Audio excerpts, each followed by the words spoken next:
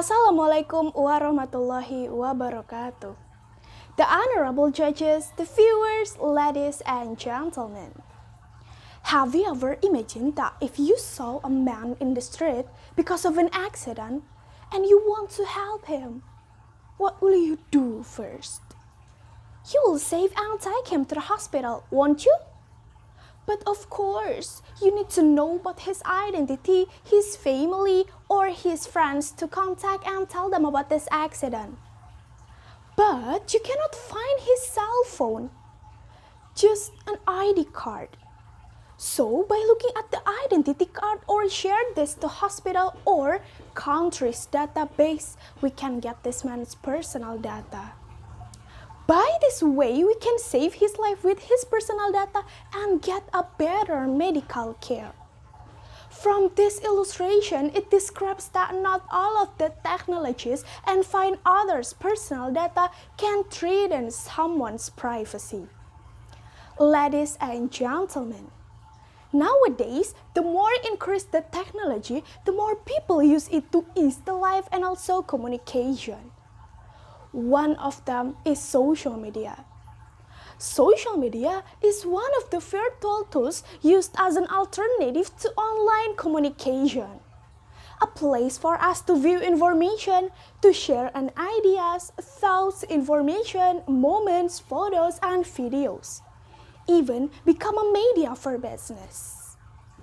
According to data, 167.5 million people from Indonesia use digital technology. And from Teknoia.com, 4.5 billion or more than 60% people from the world use digital technology. It shows that now people cannot be separated from social media such as Facebook, Instagram, WhatsApp, Line, and the others. Because of that, as the users of social media, we must be aware of what we are going to share. Of course, we have rights to manage the social media that we have, but it doesn't mean that we can share the things that it should be our privacy.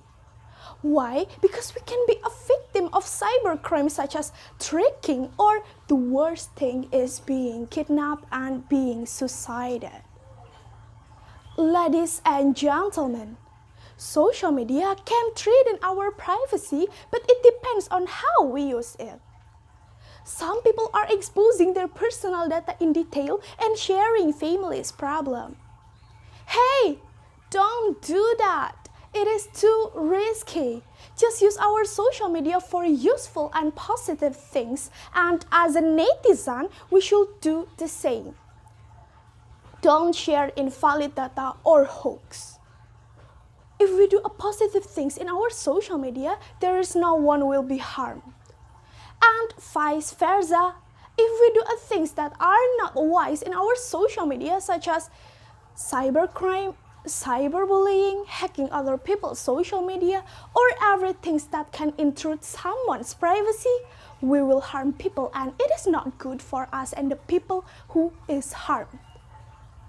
But in some cases, for common problems such as sharing about personal stories that can be a motivation to people, or you getting an abuse by some people, you can share it to social media for help and attention. Even the cases seems like an illustration that I have mentioned. It will not threaten your privacy. Ladies and gentlemen, to avoid the things that are not desirable, there is some of ways that we can apply so our privacy is not threatened on social media. First, don't expose your detailed identity. Second, don't share about your personal problem. The important one and the last but not least is use your social media wisely and carefully. So before I close my speech, ladies and gentlemen, remember this. Carefulness will avoid carelessness. Thank you.